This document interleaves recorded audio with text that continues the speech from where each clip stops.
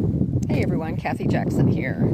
I wrote this little piece about voice suppression, and I wanted to ask you all some questions. These are questions, obviously, that I've had to answer for myself. And what it does is just helps you to recognize where you've been staying quiet, or maybe made to feel like you had to stay quiet. Your voice has been weak or suppressed.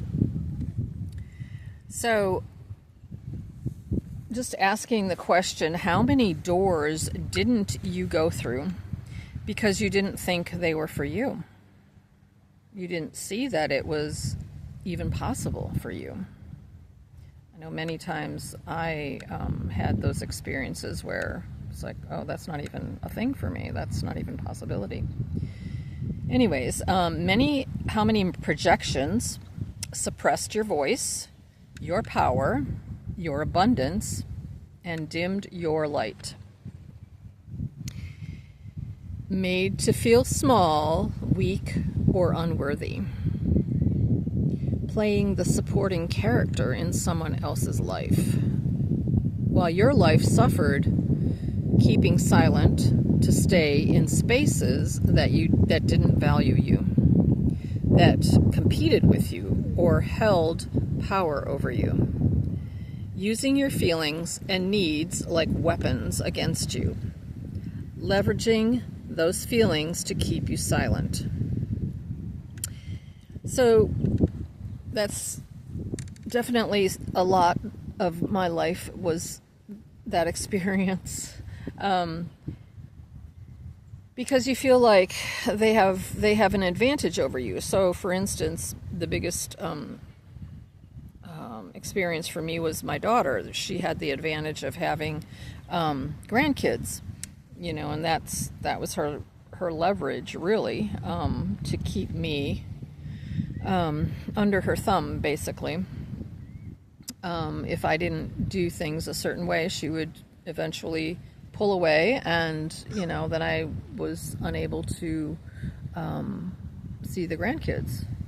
And so for years I played that game with her, and until I recognized that it was really keeping me stuck. It was keeping me stuck. It was keeping me small.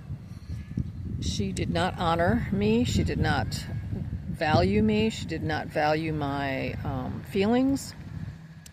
She was the primary concern, and for a good portion of her life, I made her my primary concern. But it got to be very toxic, because it wasn't reciprocated, and I was always supposed to be considerate of her feelings, but she never had to be considerate of mine. So I finally had to recognize that I needed to pull back and start taking care of myself, because all of my focus and energy was pouring into her for the most part, and I was, sacrificing myself. And so to get my power back, to get my voice back, I had to recognize that I had to put myself in the main character position. And that took some adjustments, that took some doings, and I had to be willing to let go of what I loved and I valued, who I loved and valued, in order to recognize my own worth and value and step into my power and get my voice back. And now I don't hold that same feeling or viewpoint, or I don't hold fear over being, I'm not going to be dismissed because I'm already dismissed. So there is no fear anymore. It's like, I'm going to say what I want to say, and there was a lot of things that kept me quiet or dim, because everything was judged and misconstrued and misunderstood. Yeah, religious, spiritual beliefs, politics, you name it. So now when I'm in a group, I like to say what's on my mind.